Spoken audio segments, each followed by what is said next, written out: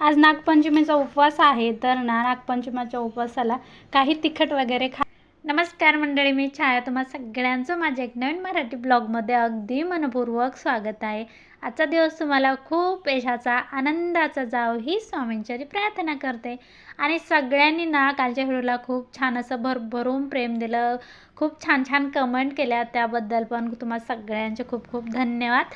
तर आमच्या इथे म्हणजे सगळीकडेच नागपंचमीचा उपवास बरंच काय काय असतं. नागपंचमीच्या दिवशी झोके बांधायचे आणि लहानपणी जी मजा होती का नागपंचमीची, ती आता मजा नाही बरं. आणि लहानपणी झोका खेळायला जायचं, सगळ्या मैत्रिणी गोळा व्हायच्या. आणि लग्न झाल्यावर 2-3 वर्ष खूप चांगले असं म्हणजे माहेरी जायचं, सगळ्या मैत्रिणी वगैरे यायच्या, झोके खेळायचे, गाणे म्हणायचे, खूप असं काय काय काय काय होतं.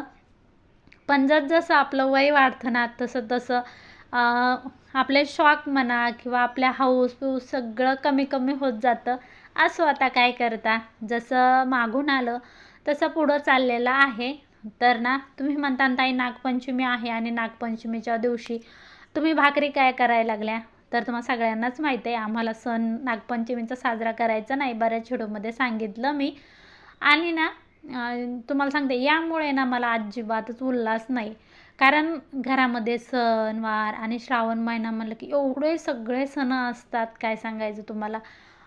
सोमवार, शनिवार, गुरुवार, कोणी कोणी स्वामींच्या 11 गुरुवार पण चालू केले, बऱ्याच ताईने केले, मी व्हिडिओ पण पाहिले त्यांचे. खूप छान पूजापाती, एकदम प्रसन्न वातावरण होतं.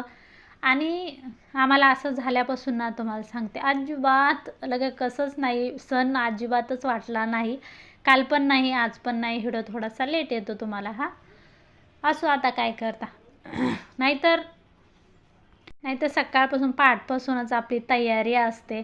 आज देवपूजा करायची, महादेवाचा अभिषेक करायचा, गावात जायचं. आमच्या इथे गावामध्ये खूप छान असं मंदिर आहे, प्राचीन काळातलं मंदिर आहे. तर तिथं जायचं, पूजापाती करायची, दर्शन घेऊन यायचं. घरी पण छान छान रांगोळी काढायचा, दारी झोका बांधायचा. झोका बांधायला आमच्या दारीनं खूप मोठा लिंब आहे, मी तुम्हाला एखाद्या वेळेस दाखवेलच. मोठा वाडा आहे माझा आणि वाड्यामध्ये लिंब आहे. आणि यंदा माझे मुलं नाही तर झोका पण नाही बांधला, नाहीतर झोका का होईना बांधलाच असता. असो, आता काय करता, मुलं पण नाही, असं झालं. त्यामुळे काहीच नाही, असं अजिबात करमत नव्हतं. तर सकाळी स्वयंपाक वगैरे काही करायचा नव्हता, पण आम्हाला उपवास होता. पण घरच्यांना, दोघा भावाला भाकरी केल्या आणि मेथीची भाजी केली. त्यानंतर आमच्यासाठी काय केलं मी पुढं दाखवतेच. हा व्हिडिओ तुम्हाला पंचमीच्या आदल्या दिवशी येतो. आणि पंचमीच्या दिवशी मी व्हिडिओ शूट केला नाही, कारण मला इतकं बोरिंग झालं, त्यामुळे मी व्हिडिओ शूट केलाच नाही. काय करावं म्हणलं, काय दाखव, एवढं सगळं प्रसन्न वातावरण सगळीकडे. कोणी कानुले करतं, कोणी पुरणपोळी करतं, भरपूर असा उत्साह असतो. आता आम्हाला गोड करायचं नाही काही. गोड जरी नाही केलं, गोड जेवण होसर गोड काही करत नाही घरामध्ये. आणि त्यानंतर आज आमच्याकडे तळीत पण नाही काही. वरणबट्ट्या वगैरे काही केल्या असत्या तर तळत पण नाही पंचमीच्या दिवशी. त्यामुळे मी पंचमीच्या दिवशी साधं साधं वरण चपाती केलती, भात पण करत नाही, मटकीची भाजी वरण चपातीच केलती. आता जाऊ द्या म्हणलं, शूट पण नाही करायचं काही. शेतात गेल्याच्या नंतर दुसऱ्या दिवशी पाहू म्हणलं. आता उद्या जर शेतात गेले तर नक्कीच काहीतरी शूट करून तुम्हाला दाखवेल मी. तर आज अशी मस्त मेथीची भाजी, ज्वारीच्या भाकरी केल्या. बऱ्याच ताई म्हणल्या होत्या, ताई तुम्ही भाकरी खात नाही का? तर हो, मी भाकरी पण खाते, असं नाही की भाकर नाही खात. मस्त अशा ज्वारीच्या भाकरी आणि मेथीची भाजी कोणाकोणाला आवडते नक्कीच सांगा. आणि एवढी छान होते ना, थोडीशी तुम्ही अगदी कमी गॅसवर भाजी उकळायची. आता मी बऱ्याच वेळेस सांगते की कमी गॅसवर तुम्ही भाजी उकळा. पण का, तर जेव्हा पण आपण चुलीवर स्वयंपाक करीत होतो तेव्हा आपली आजीच येतं मला, आई, आपण चुलीवर आहार होता आणि त्या आहारावरती तशीच कढई ठेवली ना, ती अशी कवर पण त्या आहारावर एवढी छान व्हायची. तर त्यामुळे कमी गॅसवरच भाजी उकळत ठेवायची आहे आपल्याला. मस्त असं ताट रेडी करते सगळ्यांसाठीच. मस्त अशी ज्वारीची भाकर, मेथीची भाजी. आणि रविवार होता तर रविवारी चिवडा आणला होता. कोणी खाल्लाच नाही तर मग मी ताटाला लावला खिरा वगैरे. छान असं आहे. कोणाकोणाला आवडतं असं ताट मला कमेंटमध्ये नक्कीच सांगा.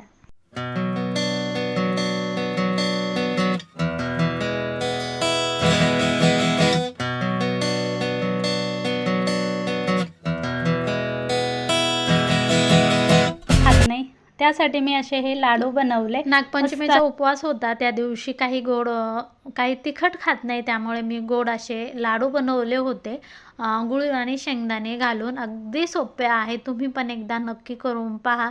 आणि तुम्हाला सांगते चिक्की आपण जी बनवतो का त्याच्यापेक्षा पण सोपे आहेत. तर काय करायचं, अशा पद्धतीने थोडेसे लालसर शेंगदाणे भाजून घ्यायचे आणि एका ताटामध्ये असे काढायचे. थोडेसे थंड झाल्याच्या नंतर तुम्हाला सांगते दोही हाताने असे चोळून घ्यायचे आणि त्याला अजिबात साल राहत नाही. थोडीफार राहिली तरी काहीही होत नाही. पण जेवढी तुम्हाला साल काढता येईल तेवढी काढू शकता. पण ते लाडू ना छान दिसतात. आणि जर तुम्हाला ती चिक्की बनवायची असेल, शेंगदाण्याची पट्टी म्हणतं कोणी, चिक्की म्हणतं, आता मला जे येतं तेच म्हणते मी. आपण जे मकर संक्रांतीला बनवतो ना तिळाची आणि शेंगदाण्याची, तशीच खूप भारी होते. मी पण तुमच्यासोबत नक्कीच रेसिपी एखाद्या वेळेस शेअर करीन. आता हे मी दारातून पाकडून आणले, मस्त पांढरे शुभ्र झाले. आता काय करायचं, मिक्सरच्या भांड्यामध्ये याला टाकायचं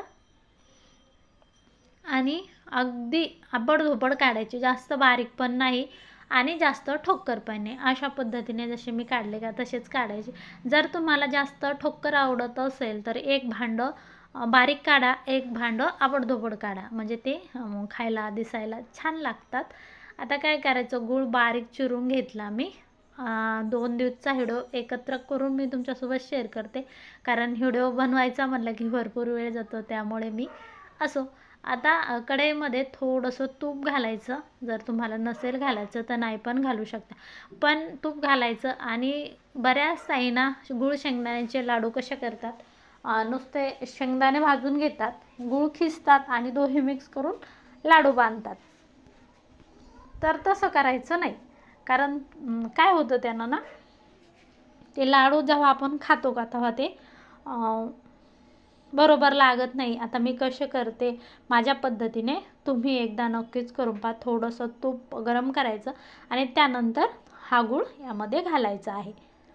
आणि जोपर्यंत त्याला पाणी सुटत नाही का तोपर्यंत आपल्याला छान असं हलवून घ्यायचं. पाणी अजिबात टाकायचं नाही. पाणी टाकलं तुम्ही तर त्याच्या गाठी होऊ शकतात, त्यामुळे पाणी टाकायचं नाही. जास्त घट्ट नाही बनवायचं. आता गॅस बंद करते मी. आणि जो आपण शेंगदाण्याचा कूट काढलाय तो यामध्ये जितका बसेल तितका टाकायचा. आणि शेंगदाण्याची तुम्हाला चिक्की बनवायची असेल ना तर एकदम घट्ट पाक बनवायचा. पण असे लाडू बनवायचे असेल तर असा नुसतं त्याचं पाणी करून घ्यायचं. जर तुम्ही नुसतं शेंगदाणे आणि गूळ मिक्सरला बारीक केला आणि तो त्याचे लाडू केले ना, ते लाडू एवढे खावेसे नाही वाटत. त्यामुळे असं करायचं, थोडंसं तूप टाकायचं आणि अशा पद्धतीने थोडासा पाक करायचा. आता एवढा शेंगदाण्याचा कूट यामध्ये काढून घ्यायचं. आणि एवढे छान लागतात हे लाडू. तुम्ही पण नक्की करून पहा. चिक्की बनवायची असेल तर असंच थोडासा जास्त पाक करायचा. आणि ते पाक कसा बनवायचा तर दुसऱ्या व्हिडिओमध्ये मी तुम्हाला चिक्की वगैरे काही बनवून दाखवेल, तेव्हा सांगेल की कसं बनवायचं. आता काय करायचं, हे गरम आहे का तोपर्यंतच हाताला थोडंसं असं पाणी लावायचं आणि त्यानंतर आपल्याला हे असे वळून घ्यायचे. हे पहा किती छान गोल गरगरीत लाडू झाला आहे. मी जवळून थोडासा दाखवते मी तुम्हाला. हे पहा खूप सुंदर दिसतो, खायला पण एवढाच रुचकर लागतो. आता अशाच पद्धतीने सगळे लाडू मी वळून घेते, पण थोडंसं हाताला पाणी लावायचं, कारण पाणी लावलं ना तर मग ते हाताला चिटकत नाही. तुम्ही कसे करता मला कमेंटमध्ये नक्कीच सांगा. चला तर सगळे वळून मी तुम्हाला दाखवते.